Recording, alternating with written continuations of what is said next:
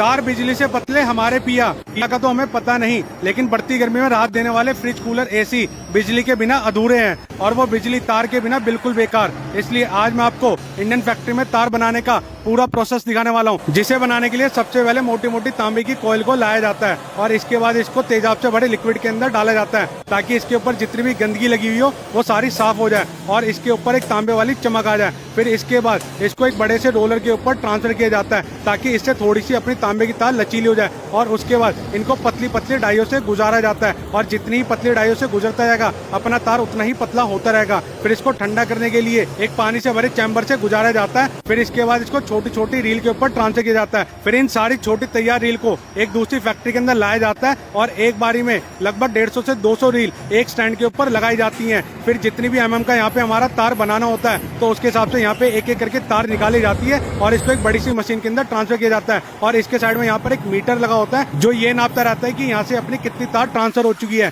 फिर इन सारी तार को एक बड़े से रोलर के ऊपर लपेटा जाता है और जब ना पूरा रोल बनकर तैयार हो जाता है फिर इसको यहाँ से निकाला जाता है। फिर इस मोटे से रोल को एक बड़े से स्टैंड पे ट्रांसफर किया जाता है जहाँ से अपना बिजली का तार बनाने का मेन प्रोसेस स्टार्ट होगा। तो भैया जी ने अपनी जितनी भी तैयार तार थी उसको एक सांचे से निकाल लिया और इस मशीन के अंदर फिट कर दिया। फिर इस मशीन को एक बड़े से नट की सहायता से अच्छी तरीके से टाइट कर दिया गया और यहाँ से अपना तार बाहर निकाल लिया गया। अब आपने देखा होगा कि अपने तांबे की जो तार होती है उसके ऊपर एक प्लास्टिक की लेयर चढ़ी होती है जिससे करंट किसी को भी पास ना हो सके और किसी को भी करंट ना लगे। उसके लिए प्लास्टिक के दाने लाए जाते हैं। फिर इसको एक मिक्सर मशीन के अंदर डाला जाता है और यहाँ पे इनको लगभग 15 से 20 मिनट तक गर्म किया जाता है। फिर अपना जितना भी प्लास्टिक का दाना जब गर्म हो जाता है इसको नीचे कंटेनर में निकाल लिया जाता है। फिर इस कंटेनर से एक बड़ी सी मशीन के अंदर सारे के प्लास्टिक दाने को एक मशीन में ट्रांसफर किया जाता है। भैया जी ने एक एक करके झामला उठाया और इसके ऊपर होपर में डालना स्टार्ट कर दिया। फिर यहाँ पे इस मशीन की सहायता से अपना प्लास्टिक का दाना आगे बढ़ता रहता है और पिघलता रहता है। फिर यहाँ पे जितना भी अपना वेस्ट मटेरियल होता है वो यहाँ से पहले बाहर निकाल लिया जाता है। अब यहाँ पे आप देख सकते हैं एक तरफ से रोलर से अपनी तांबे की तार आती रहेगी,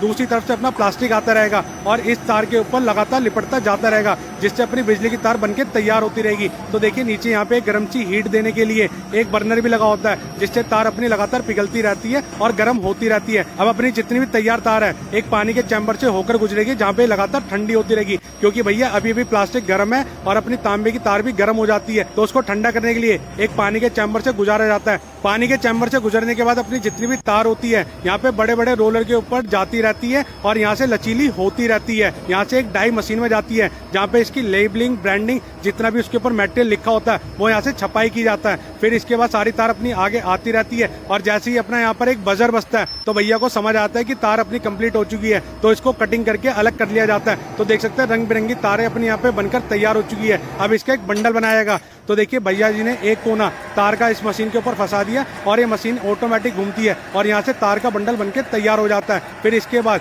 ये तार इधर उधर बिखरे ना, इसको रस्सी की सहायता से अच्छी तरीके से बांध दिया जाता है और इस रस्सी के ऊपर भी कंपनी की ब्रांडिंग होती है और इसके बाद मेन बारी आती है इसको पैकिंग करने की और आपके आसपास तक भेजने की। तो देखिए भैया जी ने एक बढ़िया सा कार्टून का डब्बा लिया, इसके अंदर सारी तार को डाल दिया और अपनी तार का डब्बा बनके तैयार हो चुका है। तो भैया इस कंपनी का नाम है AP। अगर आप कोई भी वायर खरीदना चाहते हो तो इनसे कॉन्टेक्ट कर सकते हैं।